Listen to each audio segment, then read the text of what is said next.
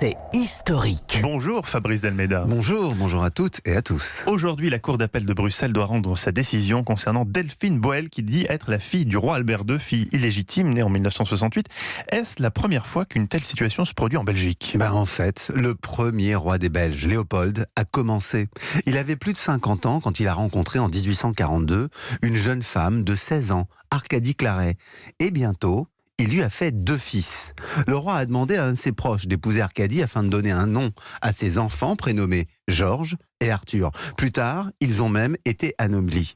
On murmure que la famille de Belgique aurait eu à cette époque une cagnotte pour régler par l'argent les questions d'adultère royaux. On appelait ça le pot bâtard. Et donc, ses successeurs par la suite, Léopold II a eu 2 enfants avec une Française, Blanche de la Croix, puis Albert Ier aurait peut-être eu jusqu'à 6 enfants illégitimes et Léopold III en aurait eu 2.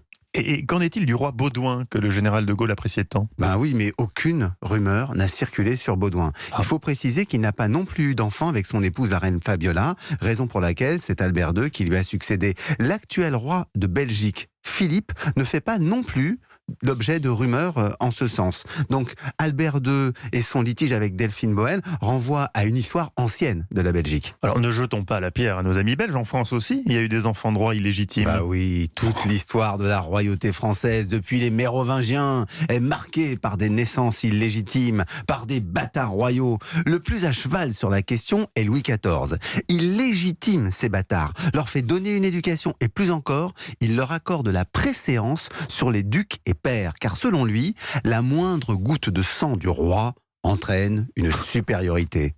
Le sang, l'ADN, c'est précisément le débat sur lequel se penche aujourd'hui la Cour d'appel de Bruxelles afin de répondre provisoirement à la demande de reconnaissance en paternité de Delphine Boel, une question qui a des implications en termes d'honneur, voire de patrimoine, mais qui, comme souvent, n'aura aucune incidence en matière de succession de la couronne.